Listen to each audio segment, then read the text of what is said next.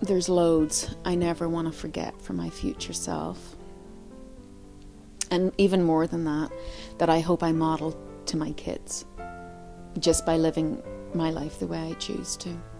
Mostly that nobody can teach you to love yourself, you have to choose to do it. And so, some days I do it better than others, but I choose to love myself. And I choose to see what a lovely person I am. And I haven't always felt that way.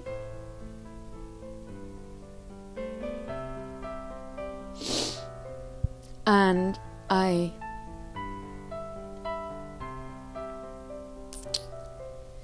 choose to know that I'm important regardless of what's going on in my life, regardless of whether I'm immovable in a hospital bed or whether I'm coaching somebody to their absolute brilliance. I'm equally worthy. That is a hard one, and a hard one lesson and continual practice for me, and I never want to let that go. And I certainly wouldn't want those that I love and my kids to ever let that go. Their own self-love and their own belief that simply by their very presence and existence they are worthy. Pretty much everything else pales in comparison to that, but there are some other things. I can always come up with other things. I have one body. My body has been trying to get my attention, and I've been very good at ignoring it, A. And B, I've been very good at not really loving my body and appreciating my body.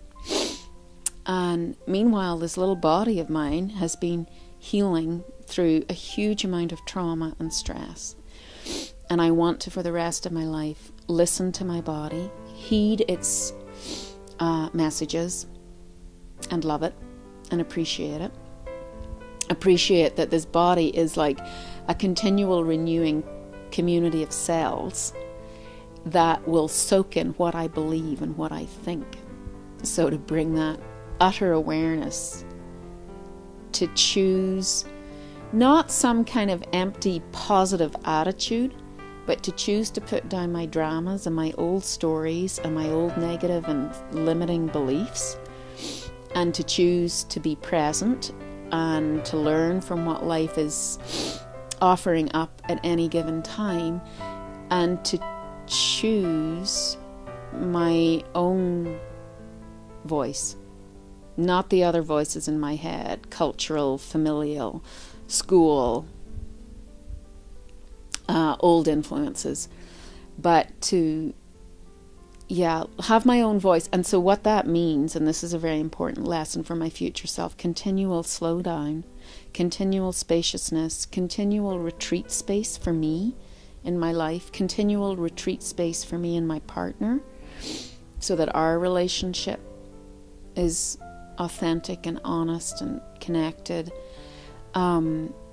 Continual meditation and prayerfulness, because that's what connects me to me and something bigger and mysterious and silent beyond me. And that one of the things I've gotten really good at is not rushing. May I never rush again. I don't want to rush. I don't want to busy up.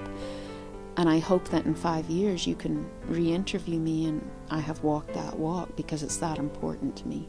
Future self, have a lot of fun. Know that in the darkest times I have been able to find laughter because I'm so loved, and because I have people who surround me that help me laugh and see the humor in things, and because I have that capability within. And that I think if my sense of fun and lightness hasn't been knocked out of me by now, it's not gonna be, but it is something that I can tap into and not take myself so seriously. I just read the other day about one can live profoundly but not seriously, and I like that. May I live profoundly and with my own wisdom and the courage to hear and feel and follow my own wisdom, and to have fun doing it. Oh, and sorry, one more thing. Never ever stop exploring. ever, because that's where the aliveness is. And sometimes it can feel like this horrible stretch and this horrible challenge and this, you know, visiting yourself in your dark places this close. And that's where you're utterly alive, because you're exploring. So have the courage to explore, be curious, be vulnerable. Yeah.